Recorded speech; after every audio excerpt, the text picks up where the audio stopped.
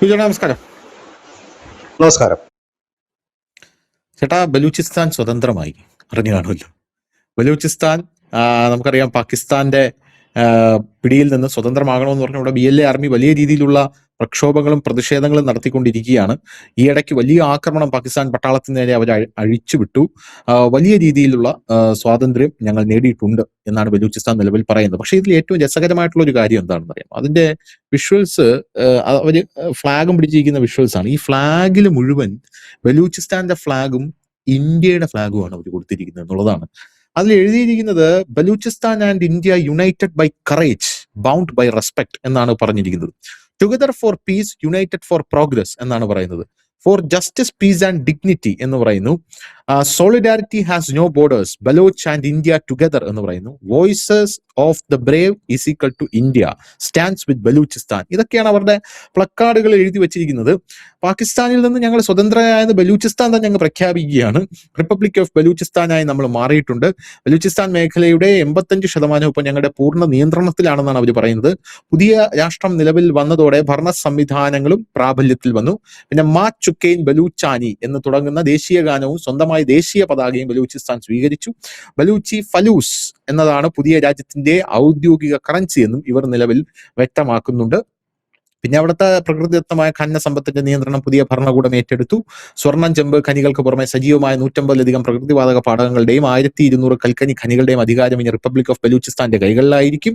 പുതിയ ബലൂചിസ്ഥാൻ രാഷ്ട്രപ്രഖ്യാപനത്തിന് പിന്നാലെ പാക് സൈന്യത്തിൽ നിന്നും പോലീസ് സേനകളിൽ നിന്നും മേഖലയിൽ കൂട്ടരാജികൾ ഉണ്ടാകുന്നു എന്നുള്ള റിപ്പോർട്ടുകളും പുറത്തു വരുന്നുണ്ട്. അപ്പൊ ഇത് ചെറിയൊരു കാര്യമല്ല എന്നുള്ളത് നമ്മൾ പറയണം. മിർ യാർ ബലൂച്ച് ഇത് ബലൂചിസ്ഥാന്റെ റിപ്പബ്ലിക് ഞങ്ങൾ പ്രഖ്യാപിച്ചു എന്നുള്ള വലിയ സർട്ടിഫിക്കറ്റ് ഒക്കെ അയാളുടെ എക്സ് പ്ലാറ്റ്ഫോമിൽ പങ്കുവച്ചിട്ടുണ്ട്.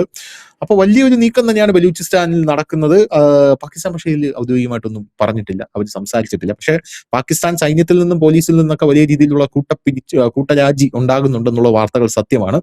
അപ്പൊ ഈ ഒരു സാഹചര്യത്തിൽ നമുക്ക് ഈ ബലൂചിസ്ഥാൻ ലിബറേറ്റ് ആയി എന്ന് പറയുന്നത് നമുക്ക് എത്രത്തോളം നമുക്കത് സ്ഥിരീകരിക്കാൻ സാധിക്കും എന്നുള്ളതാണ് ചോദ്യം.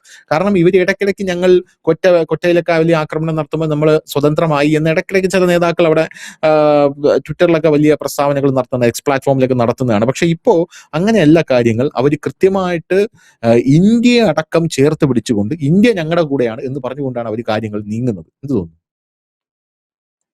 കാലം അത്രയും ഇന്ത്യ ആയിരുന്നു ഇവർക്ക് വേണ്ടി ഐക്യരാഷ്ട്രസഭയിൽ. ഈ അടുത്ത സമയത്ത് പോലും ഐക്യരാഷ്ട്രസഭയിൽ അവിടെ നടക്കുന്ന മനുഷ്യാവകാശ ധ്വംസനത്തെ കുറിച്ചും മറ്റുമൊക്കെ വലിയ രീതിയിൽ തന്നെ ഒരു പ്രഷർ കൊടുക്കാൻ ഐക്യരാഷ്ട്രസഭയിൽ ഇന്ത്യക്ക് മാത്രമാണ് പറ്റിയിട്ടുള്ളത്. കാരണം ഇവരൊരു രാജ്യമല്ലല്ലോ. അപ്പൊ ഇവർക്ക് വേണ്ടി സംസാരിക്കാൻ ആരെങ്കിലും വേണ്ടേ? POKക്ക് വേണ്ടി സംസാരിക്കുന്നത് ഇന്ത്യയാണ്, ബലൂചിസ്ഥാന് വേണ്ടി സംസാരിക്കുന്നത് ഇന്ത്യയാണ്. ഇന്ത്യ മാത്രമേ ഉള്ളൂ. അപ്പൊ സ്വാഭാവികമായി അവർ ഇന്ത്യയെ ചേർത്ത് പിടിക്കാതെ മുമ്പോട്ട് പോകാൻ കഴിയില്ല. ഇതിനിടയ്ക്ക് വളരെ ശ്രദ്ധേയമായ ഒരു കാര്യം കൂടി നമ്മൾ കണ്ടു.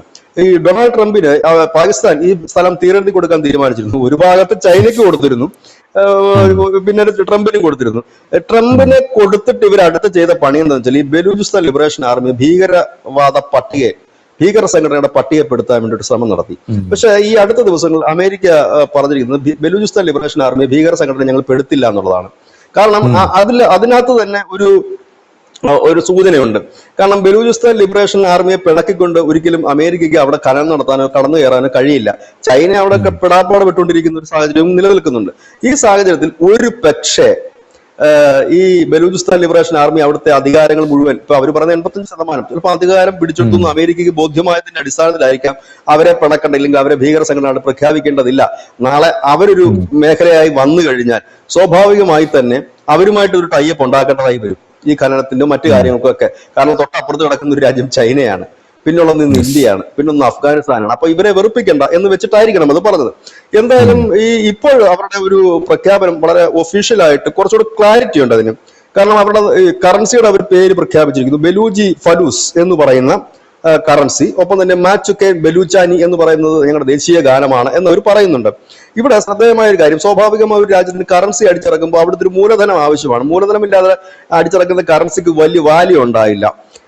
നമ്മുടെ തമിഴ്നാട്ടിൽ നിന്ന് ഒരു സ്വാമി പോയിട്ടൊരു കൈലാസം എന്ന് പറഞ്ഞ രാജ്യം സ്ഥാപിച്ചു, ഏതോ ഒരു ദ്വീപിൽ പോയിട്ട്. പുള്ളിക്ക് നിത്യാനന്ദ, പുള്ളിക്ക് ഒരു കറൻസി ഉണ്ട്.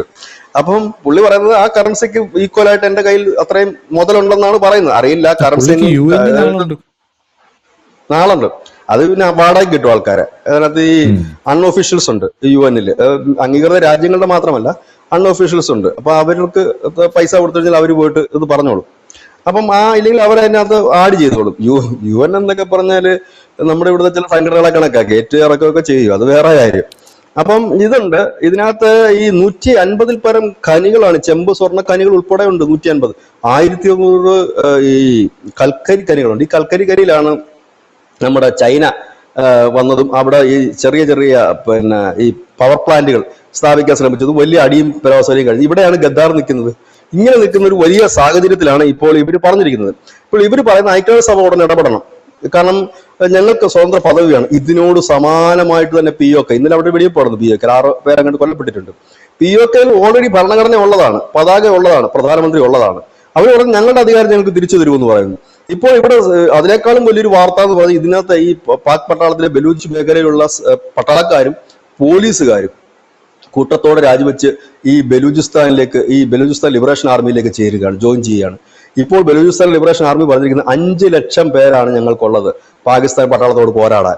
ആ 5 ലക്ഷം പേര് സൈനികരാണ്, പോലീസുകാരുണ്ടതിൽ ഞങ്ങൾ പോരാടാൻ തയ്യാറാണെന്നുള്ളത്. ഈ ബലൂചിസ്ഥാനിലെ വലിയ ജനരോഷമാണ്, എല്ലാവരും കൂടെ പാകിസ്ഥാനെതിരെ തിരിഞ്ഞിരിക്കുക. ഈ ഒരു സാഹചര്യത്തിൽ പാകിസ്ഥാൻ ഒന്നും മിണ്ടാതെ മാറി നിൽക്കുക. ഇതുവരെ ഒന്നും പ്രതികരണം വന്നിട്ടില്ല.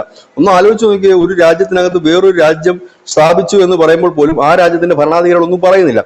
ഒരു പക്ഷേ പാകിസ്ഥാൻ ആയതുകൊണ്ട് തന്നെ ഒരു വ്യോമാക്രമണം നടക്കാനുള്ള സാധ്യതകൾ വളരെ കൂടുതലാണ്. കാരണം അത് ഈ പറയുന്ന ബലൂചിസ്ഥാൻ ലിബറേഷൻ ആർമിയുടെ നേതാക്കൾ പറയുന്നുണ്ട്. അവർ പറയുന്നത് ഞങ്ങളുടെ കയ്യിൽ വിമാനങ്ങളൊന്നുമില്ല, പക്ഷെ വിമാനങ്ങളിൽ ബോംബിടാൻ വരുന്നവരെ എതിരിടാനുള്ള ചങ്കൂറ്റം ഞങ്ങൾക്കുണ്ട് എന്ന് പറയുമ്പോൾ അവരും അത് പ്രതീക്ഷിക്കുന്നുണ്ട്. അങ്ങനെ എന്തെങ്കിലും ഇതിനു മുമ്പ് അങ്ങനെ ചെയ്തിട്ടുണ്ട് പാകിസ്ഥാൻ. ഈ ബലൂചിസ്ഥാനെ കൊണ്ട് ബോംബിട്ടിട്ടുണ്ട്. സ്വന്തം ജനങ്ങളുടെ മുകളിൽ ബോംബിടുന്ന ഒരു രാജ്യം കൂടിയാണ് അവർ. അപ്പം ഈ അടുത്തും ഇട്ടിരുന്നവർ അവിടെ കൊണ്ടുപോയിട്ട്. അപ്പം അങ്ങനെ ചെയ്യുന്ന ഒരു സമൂഹമാണ്. അപ്പോൾ അത്തരത്തിലേക്ക് അവർ നീങ്ങാനുള്ള ഒരു സാധ്യത കൂടെയാണ്. ഇതൊരു ഒരു വലിയ വാർത്തയാണ്, കാരണം പാകിസ്ഥാൻ പിളരുന്നു എന്നുള്ളതാണ്. സാധാരണഗതിയിൽ ഒരു രാജ്യം പിളരുമ്പോൾ ആ രാജ്യം പിളരത്തിൽ നിന്ന് തടയുന്നത് ആരാണ്? പോലീസും സൈന്യവും ഒക്കെയാണ്, ഭരണകൂടവും കൂടെയാണ്. ഇവിടെ ആ തടയാൻ നിൽക്കുന്ന പോലീസും സൈന്യവും കൂടി ഇവരുടെ കൂടെ അങ്ങ് ചേരുകയാണ് ചെയ്യുന്നത്. സാധാരണ നമ്മളിത് കണ്ടിട്ടുള്ളത് എവിടെയെന്ന് വെച്ച് കഴിഞ്ഞാൽ ഈ വിപ്ലവങ്ങൾ, അട്ടിമറികൾ നടക്കുന്ന രാജ്യങ്ങളുണ്ട്. അപ്പോൾ അവര് ചെയ്യുന്ന കാര്യത്തിൽ അവിടുത്തെ സൈന്യവും പോലീസും ഒക്കെ അവസാന നിമിഷത്തിൽ ഈ പ്രക്ഷോഭകാരികളുമായി ചേരും. ഏറ്റവും ലേറ്റസ്റ്റ് ആയിട്ട് നമ്മളത് കണ്ടിരിക്കുന്നത് ബംഗ്ലാദേശിലാണ്. ബംഗ്ലാദേശിൽ ഈ പ്രക്ഷോഭകാരികൾ വരും. അപ്പൊ ഈ പോലീസും പട്ടാളവും തന്നെ വെച്ചിരിക്കുന്ന ബാരിക്കേഡുകൾ അവർ തന്നെ ഓപ്പൺ ചെയ്ത് കൊടുക്കും, പൊക്കോളാൻ പറഞ്ഞിട്ട്. അതായത് അവർ തന്നെ ഇതിനകത്ത് ചേരുന്നവർ. ഇത് പാകിസ്ഥാനിൽ നമ്മൾ പലവട്ടം കണ്ടിട്ടുണ്ട്. അപ്പം ഇത്തരത്തിലേക്ക് പാകിസ്ഥാൻ എന്ത് പറ്റുമെന്ന് വെച്ച് കഴിഞ്ഞാൽ, പാകിസ്ഥാൻ അവിടുത്തെ ഈ സൈന്യത്തിന് എതിരായിട്ട് നിൽക്കുന്ന ഒരു സർക്കാർ ഉണ്ടെങ്കിൽ അവരെ അസ്ഥിരപ്പെടുത്താൻ വേണ്ടിയിട്ട് പാകിസ്ഥാനിലെ പ്രതിപക്ഷ പാർട്ടികൾക്ക് വേണ്ടിയിട്ട് എല്ലാ ഒത്താശയും അവിടുത്തെ സൈന്യം ചെയ്തു കൊടുക്കും. അങ്ങനെ കുളമായി കഴിയുമ്പോൾ സൈന്യം കയറി ഭരണം പിടിക്കുക. ഇതാണ് അവരുടെ രീതി. ഈ ഒരു മെത്തേഡാണ്. അപ്പോൾ സ്വാഭാവികമായി തന്നെ ഇത് പാകിസ്ഥാനെ സംബന്ധിച്ച് ഒരു പുത്തരിയല്ല, അവരുടെ സൈന്യവും ഇതൊക്കെ കൂറുമാറുക. പക്ഷെ ഇത് കൂറുമാറുക അല്ല ചെയ്യുന്നത്, അവർ ജോലി തന്നെ കളഞ്ഞിട്ട് പോവുകയാണ്. ഇല്ലേ തന്നെ ബലൂചിസ്ഥാനിൽ ജോലി ചെയ്യാൻ അവിടെ ഉള്ളവർക്ക് താല്പര്യമേ ഇല്ലായിരുന്നു. കാരണം ഞങ്ങളെ പീഡിപ്പിക്കുകയാണ്, ഇവിടെ കൊണ്ടിട്ട് ഞങ്ങളെ കൊലയ്ക്ക് കൊടുക്കുകയാണെന്നൊക്കെ അവർ പറഞ്ഞിരുന്നത്. പക്ഷെ ഇവിടെ ഇപ്പോഴത്തെ സാഹചര്യം അങ്ങനെയല്ല ധനുഷ്. ഇവരിപ്പോ ഈ പ്രഖ്യാപിച്ചു തീരുമ്പോൾ ഒരു ഭാഗത്ത് ഇന്ത്യയുണ്ട്, POK വലിയ രീതിയിലുള്ള പ്രക്ഷോഭം നടക്കുന്നു. അഫ്ഗാനിസ്ഥാൻ മറുഭാഗത്ത് നിൽക്കുന്നു. ചൈനയാണെന്നുണ്ടെങ്കിൽ അവിടുത്തെ കറണ്ട് പോലും കട്ട് കിട്ടും. പാകിസ്ഥാനിലെ കറണ്ടൊന്നും ഇല്ല ഇപ്പം. ചൈനയുടെ ഏതാണ്ട് 18ഓളം ഈ പ്ലാന്റുകൾ വഴിയായിരുന്നു അവർക്ക് കറണ്ട് കിട്ടിക്കൊണ്ടിരുന്നത്. അവർക്ക് പൈസ കൊടുക്കാറുണ്ട് അവിടെ ചൈനീസ് കമ്പനികൾക്ക്. ഏതാണ്ട് 42,000 കോടി രൂപയോ മറ്റോ. സർചാർജ് ഒരു 17,000 കോടി രൂപ കൊടുക്കാറുണ്ട്. ഈ പൈസ കൊടുക്കാതെ ഇനി കറണ്ട് തരത്തില്ല. പണ്ട് അദാനി ബംഗ്ലാദേശിലെ കറണ്ട് കട്ട് ചെയ്ത് ഓർമ്മയുണ്ടോ? അദാനി പവർ ഗ്രിഡിൽ നിന്ന് ബംഗ്ലാദേശ് പൈസ കൊടുക്കാറെന്ന് പറഞ്ഞു. ആ സെയിം സാധനം തന്നെയാണ് ഇപ്പൊ പാകിസ്ഥാൻ ഇരുട്ടിലാണ് കുറെ അധികം ഭാഗത്ത്. വലിയൊരു രസം എന്താണെന്ന് വെച്ചാൽ ഇവരിപ്പോ സൗദി എടുത്ത് എന്നിട്ട് 95,000 കോടി രൂപ കടം മേടിക്കാനായിട്ടാണ് ഇപ്പൊ നിൽക്കുന്നത്.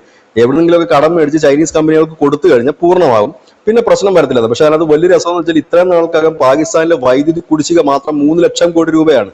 ഈ 3 ലക്ഷം കോടി രൂപ ഈ വൈദ്യുതി കുടിശ്ശിക മാത്രം ജനങ്ങളുടെ തലയിൽ വരും. ഇങ്ങനെയൊക്കെ നിൽക്കുന്ന ഒരു സാഹചര്യമുണ്ട്. ഇപ്പോൾ സ്വാഭാവികമായി ഒരുപക്ഷെ പാകിസ്ഥാൻ ചിന്തിക്കുന്നുണ്ടാവും, അവരങ്ങനെ പറഞ്ഞെങ്കിൽ അവരങ്ങനെ മാറി നിൽക്കട്ടെ.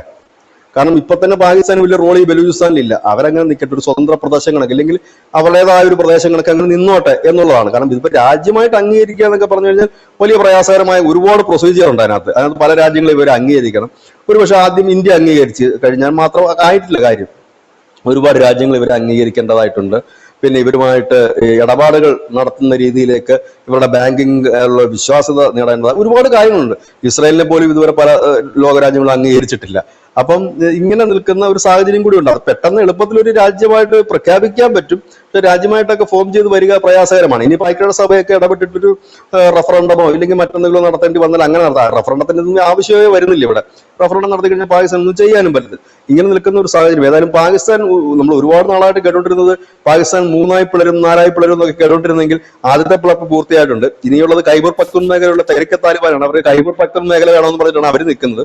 അതപ്പോൾ രണ്ടാമത്തേതാകും. POK ഓട്ടോമാറ്റിക്കലായിട്ട് അവരുടെ അല്ല, അവരോട് പോകുമ്പോൾ അത് 3ാമത്തെ ആകും. പിന്നെ പ്രശ്നം നടക്കുന്നത് എവിടെയാണെന്ന് വെച്ചാൽ പഞ്ചാബ് സിന്ധു പ്രവിശ്യയിലാണ് പ്രശ്നം നടക്കുന്നത്. അവിടെ കുറെ പ്രശ്നങ്ങൾ ഉരുണ്ടുകൂടിയിട്ടുണ്ട്. അവരും കൂടെ ഒക്കെ പിരിഞ്ഞ് അവിടെയാണ് നമ്മുടെ രാജ്നാഥ് സിംഗ് പറഞ്ഞത്, ഈ ഗുജറാത്തിന്റെ കച്ചിനോട് ചേർന്ന് കിടക്കുന്ന, റാൺ ഓഫ് കച്ചിനോട് ചേർന്ന് കിടക്കുന്ന പ്രദേശം അതിങ്ങ് പോരുവേ എന്ന് പറഞ്ഞില്ലേ. അദ്ദേഹം പറഞ്ഞ 2 സ്ഥലങ്ങളാണ്.